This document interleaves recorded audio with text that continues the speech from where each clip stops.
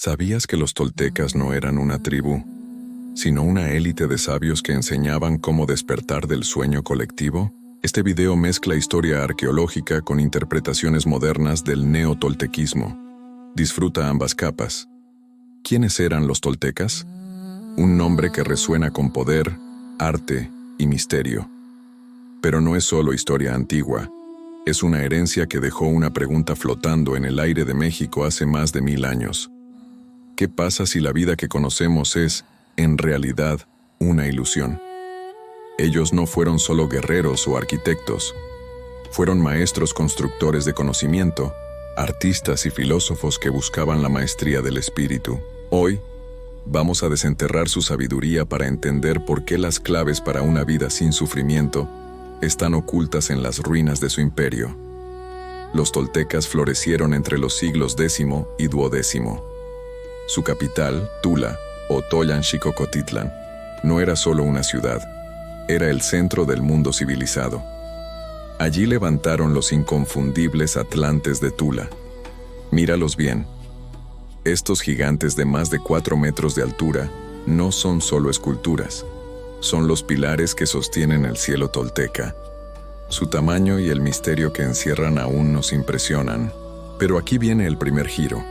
La civilización tolteca se convirtió en la vara con la que se medía toda la grandeza mesoamericana. Los aztecas, quienes vinieron después, no solo los admiraron, sino que idealizaron y mitificaron a los toltecas como sus maestros ancestrales. Su poder se extendió no solo por la fuerza, porque sí, practicaron guerra de conquista y sacrificio humano, sino también por la autoridad moral y el conocimiento que sus sucesores les atribuyeron.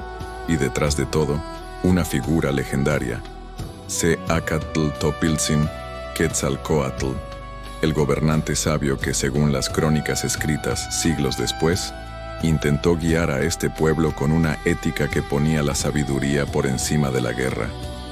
Lo histórico y lo mítico se funden en él. Separar ambos es casi imposible.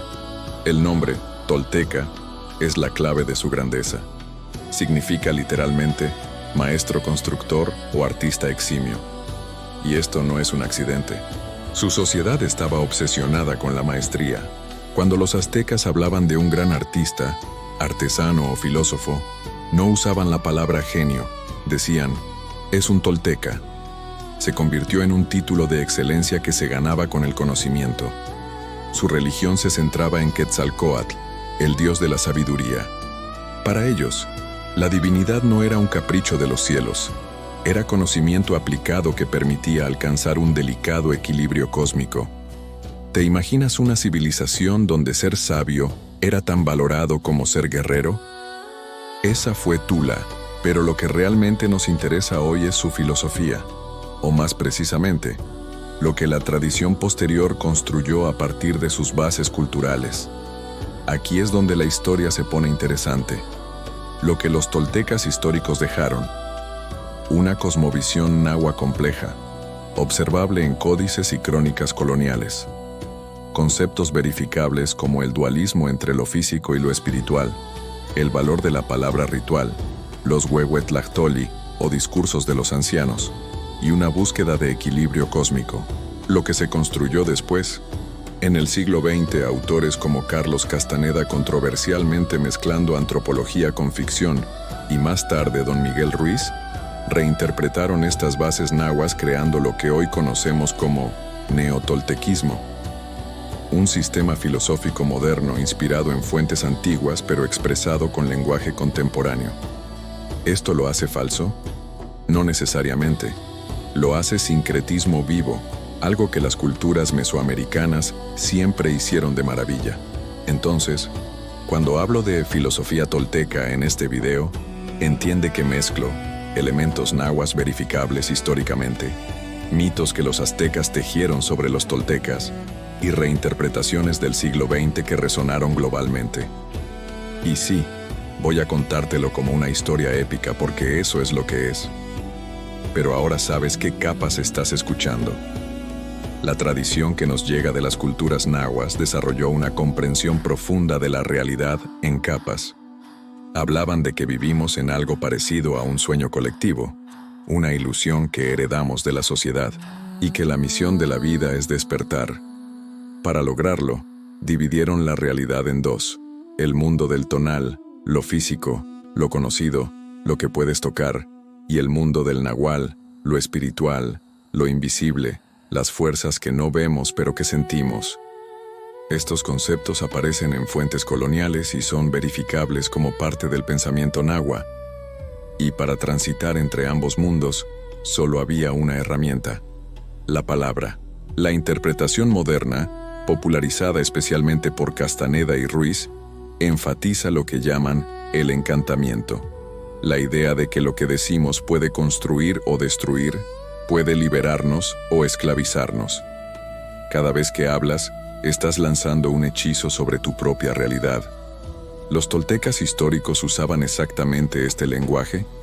Probablemente no con estos términos precisos. ¿Valoraban el poder transformador de la palabra?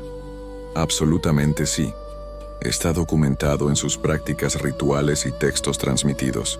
Su meta, tanto histórica como en su reinterpretación moderna, era radical: liberar al ser humano del sufrimiento innecesario que nos imponen los miedos y las creencias limitantes. Era un camino para dejar de ser una víctima inconsciente del sueño colectivo. Entonces, si eran tan grandes, ¿por qué desaparecieron? Su gran poder político colapsó en el siglo XII. Las teorías hablan de sequías severas, conflictos internos, invasiones de pueblos chichimecas del norte. Su capital fue abandonada. Parecía el fin.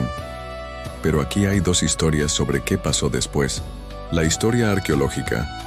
Los elementos culturales toltecas fueron absorbidos e integrados por los pueblos que vinieron después, especialmente los mexicas, quienes los veneraron y se declararon sus herederos legítimos. La narrativa moderna. Existe una tradición popularizada principalmente en el siglo XX, que sostiene que el conocimiento más profundo no fue enterrado bajo las ruinas, sino que sobrevivió como un hilo dorado custodiado por linajes de nahualas y chamanes que lo transmitieron oralmente durante siglos. Esta segunda narrativa es difícil de verificar históricamente, pero es poderosa simbólicamente, y fue el vehículo que trajo estas ideas al siglo XXI. Y ese supuesto regreso ocurrió en el siglo XX, lejos de las pirámides, a través de la pluma de varios autores. Primero llegó Carlos Castaneda en los años 60, con sus controvertidos libros sobre Don Juan Matus. La academia cuestionó fuertemente su veracidad. Muchos lo consideran ficción presentada como antropología, pero su impacto cultural fue innegable. Millones de lectores conocieron conceptos como el nahual, el tonal y el guerrero espiritual. Décadas después, el médico mexicano Don Miguel Ruiz tomó esa base, mezclando fuentes náhuatl reales, influencias de Castaneda y principios de desarrollo personal, y creó su bestseller mundial, Los Cuatro Acuerdos. ¿Son estos libros auténtica sabiduría tolteca en términos arqueológicos?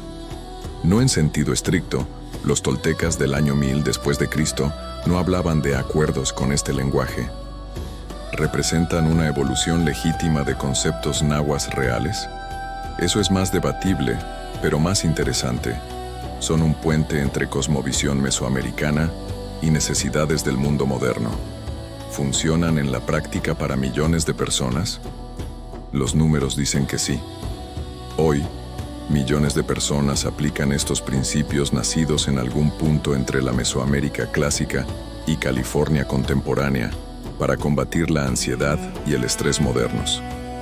Piénsalo. Una sabiduría que conecta con dioses antiguos, filtrada por el siglo XX, es la guía más práctica para un mundo de algoritmos y redes sociales. Esa capacidad de reinventarse, eso sí es genuinamente mesoamericano. Las culturas nahuas siempre fueron maestras del sincretismo. Los toltecas no son historia muerta. Son portadores de un mensaje que nos sigue hablando hoy. Su mensaje final es claro y atemporal. La verdadera conquista no es sobre otros, sino sobre uno mismo. La guerra más importante es la que se libra en tu propia mente. En un mundo que parece perderse en discursos vacíos y miedo, Recordar a los toltecas, tanto los históricos como los reconstruidos, es recordar que la conciencia, la palabra impecable y la responsabilidad personal son las herramientas más poderosas que tenemos para cambiar nuestra realidad. Mira, la pregunta no es si los 4 acuerdos son literalmente lo que un sabio tolteca del año 1100 enseñaba palabra por palabra. Probablemente no lo son. La pregunta interesante es, ¿por qué en 2025 necesitamos atribuir autoridad ancestral a principios que podríamos validar por sí mismos?